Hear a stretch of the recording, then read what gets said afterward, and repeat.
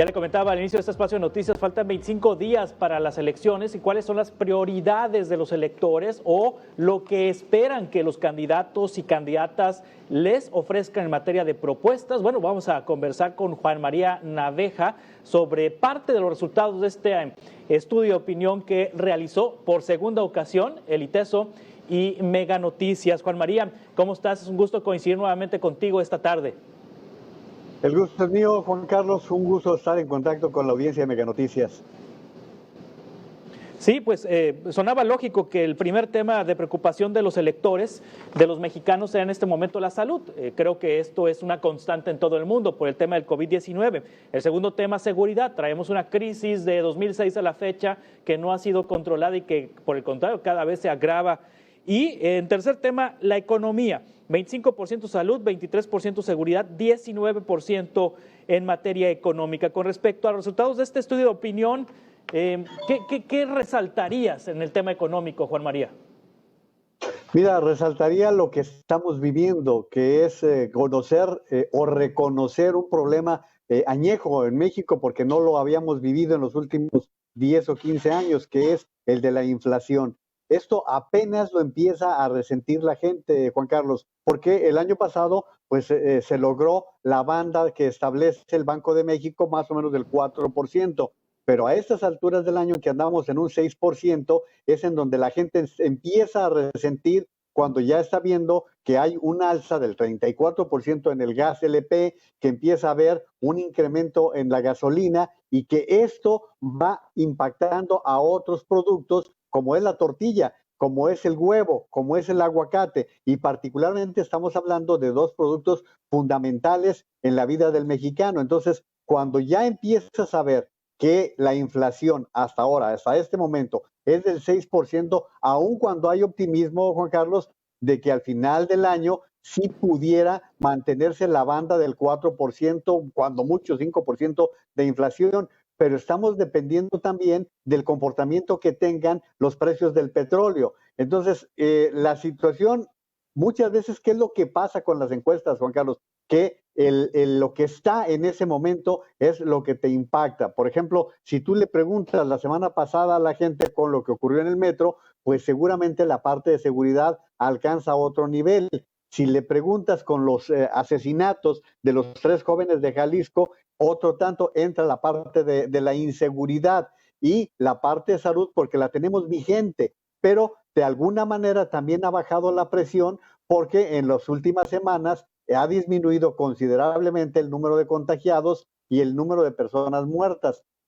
Pero si recuerdas, Juan Carlos, cómo estábamos en diciembre, cuando se dio esa alza tan importante con el número de personas afectadas por el COVID-19. Ahora, de alguna manera, hay un cierto optimismo porque está la vacunación como un tema predominante. Pero no cabe duda, Juan Carlos, a las amas de casa, si les preguntas, te van a decir que lo que las está asfixiando es cómo se están disparando los precios.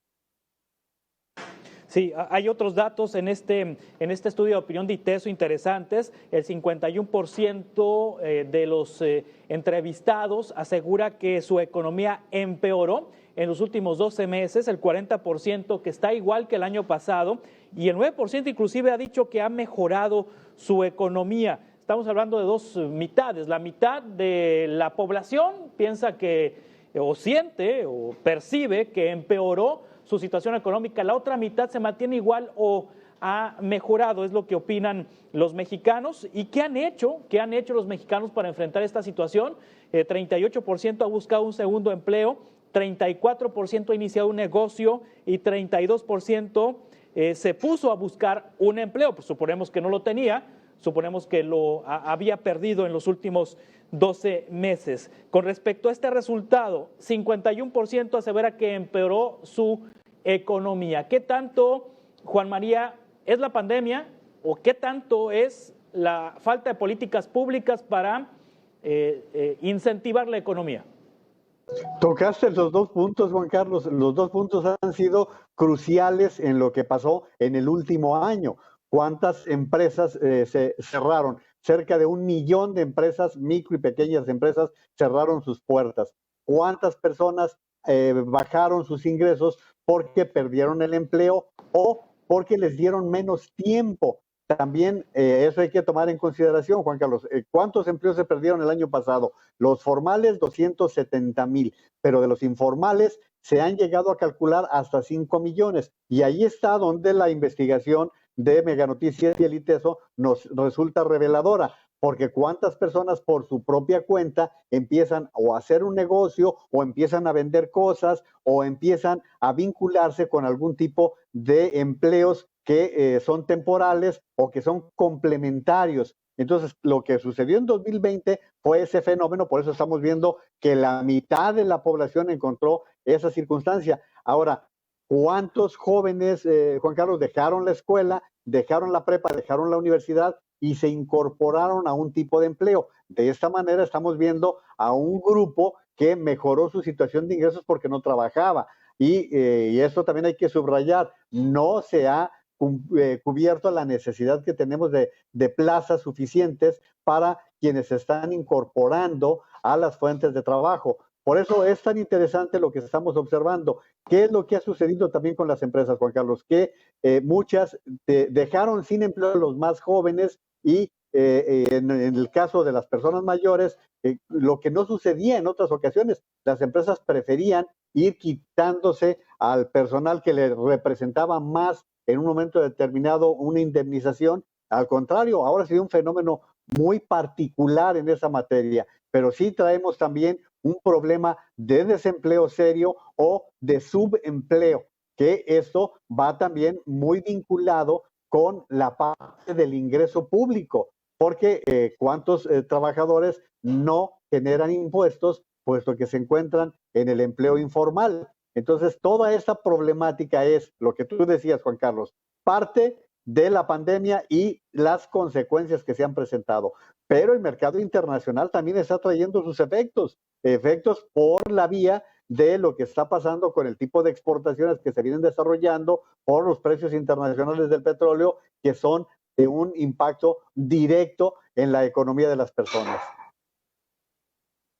Finalmente, el 37% de las personas consultadas espera que los candidatos hagan propuestas para la creación de empleos.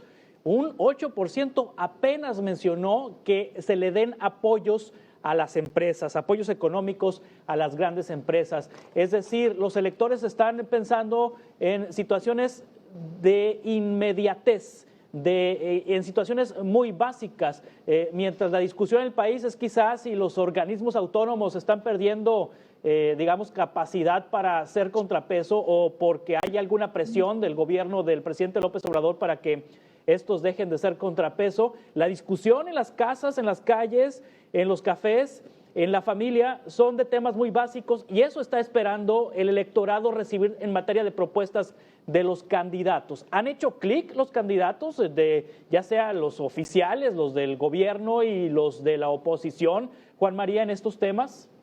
Yo creo que han hecho crack, Juan Carlos. Es penoso lo que han hecho muchos candidatos. Ve qué manera de estar haciendo campaña en algunos casos. Ahora, yo debo decirte que como consultor en materia política, uno se encuentra con que las propuestas tienen que ser muy entendidas por la gente, muy comprendidas, muy procesadas. Ahora, también hay que analizar lo que ha representado el apoyo en Estados Unidos para México, porque parece mentira, Juan Carlos, pero el mes pasado llegaron más de 4,000 millones de dólares por la vía de las remesas. Es una cifra récord. No se había presentado una cifra tan importante y la gente empieza a entender que ese tipo de apoyos que ha dado el gobierno de Joe Biden, de cheques de $1,400, se están reflejando en la economía de muchas familias mexicanas.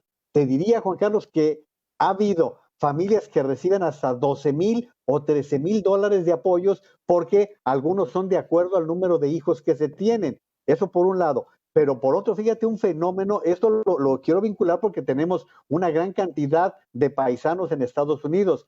Hay gente que prefirió quedarse en el desempleo porque les estaban dando $600 cuando, por el contrario, en sus trabajos habituales se llevaban 200 o $300. Entonces se quedaron en eso. Y sí hay un impacto cuando tú tratas de ya poner en la economía nacional el impacto de las remesas, el impacto de las familias que están recibiendo este tipo de apoyos, Juan Carlos. Muy bien, Juan María Naveja, muchas gracias por este análisis. Espero que volvamos a coincidir pronto en este espacio de noticias. Muchas gracias, Juan María, como siempre. Un abrazo, mi estimado Juan Carlos, como siempre un gusto saludarte. Igualmente.